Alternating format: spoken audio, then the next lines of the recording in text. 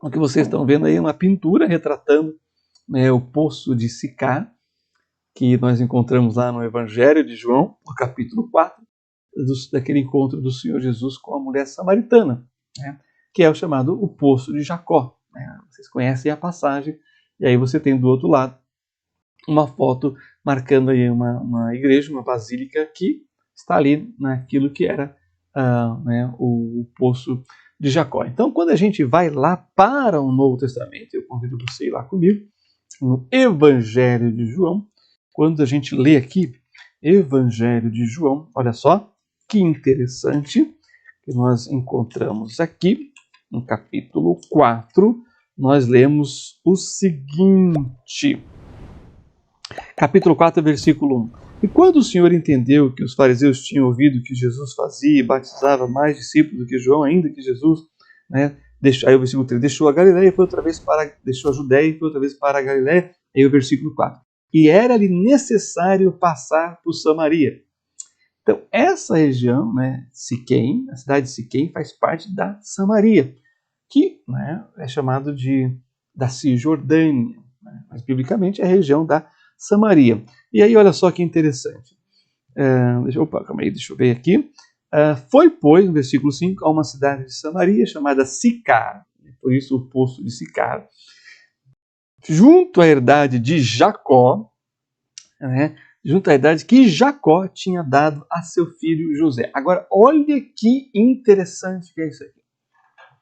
Então, percebam que tudo aquilo que aconteceu lá em Siquém, né, com Jacó, com José, depois a distribuição das tribos, e cai ali a herança para os descendentes de José, né, Manassés, e ali na proximidade também com Efraim, nós temos aqui o texto dizendo que essa herdade Jacó deu a seu filho José. Não é interessante isso? Como há uma conexão em toda a Bíblia, né? A gente percebe a narrativa conectando os personagens e os lugares e dando essa veracidade, essa ênfase a essa grande verdade que é a unidade das Sagradas Escrituras e assim, portanto, a inspiração divina e mantém essa lembrança, essa memória, né, entre os seus personagens e a história e que nos alcança até os dias atuais. Bem, o versículo 6, então, vai dizer aquilo que a gente sabe, né, que a gente conhece. E estava ali a fonte de Jacó. Jesus, pois, cansado do caminho, assentou-se assim junto da fonte. Era isto quase a hora sexta. Veio uma mulher de Samaria tirar água. Disse-lhe Jesus, dá-me de beber. E aí é bem interessante esse diálogo de Jesus com a mulher samaritana. Veja bem, nós estamos falando, né, de Jacó séculos antes de Jesus, né, pelo menos uns 1500 anos aproximadamente, deixa eu ver, não, um pouquinho mais que isso, né, 1600, 1700, talvez até um pouquinho mais, agora minha memória me trai aqui, mas é bastante tempo antes de Jesus, né, que nós lemos recentemente lá em Gênesis, tá certo?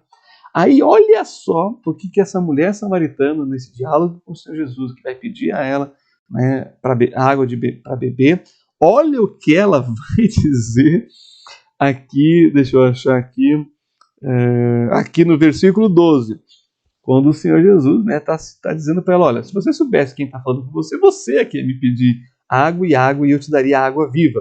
Aí no versículo 12, olha só o que ela diz, és tu maior que o nosso pai Jacó, que nos deu o poço, bebendo ele próprio dele, e os seus filhos, e o seu gado? Isso aqui é maravilhoso. A Bíblia realmente é um livro muito precioso, que fala por gerações, verdades eternas, e ela sempre nos surpreende na sua abordagem daquilo que é o mais íntimo e pessoal e individual do ser humano. Nós vimos todos aqueles acontecidos com os nossos personagens, né, bíblicos, e agora nós temos Jesus e a mulher samaritana que no poço de Jacó, na Samaria, ali nas proximidades da cidade de Siquém.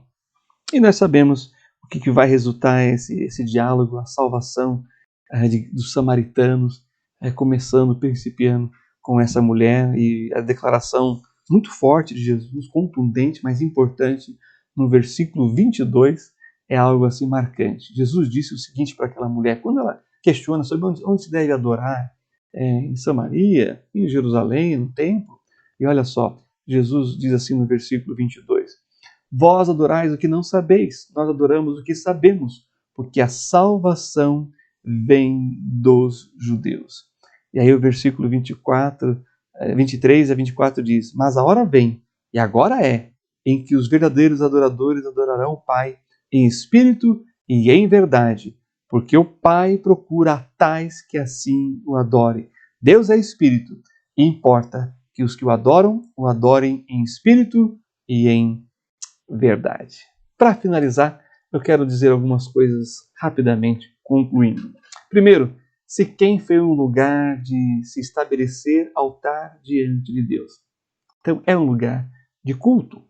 Também, Siquém foi um lugar de purificar os falsos deuses, dos ídolos, daquilo que ocupa o lugar de Deus na nossa vida, que ocupa a primazia de Deus no nosso coração.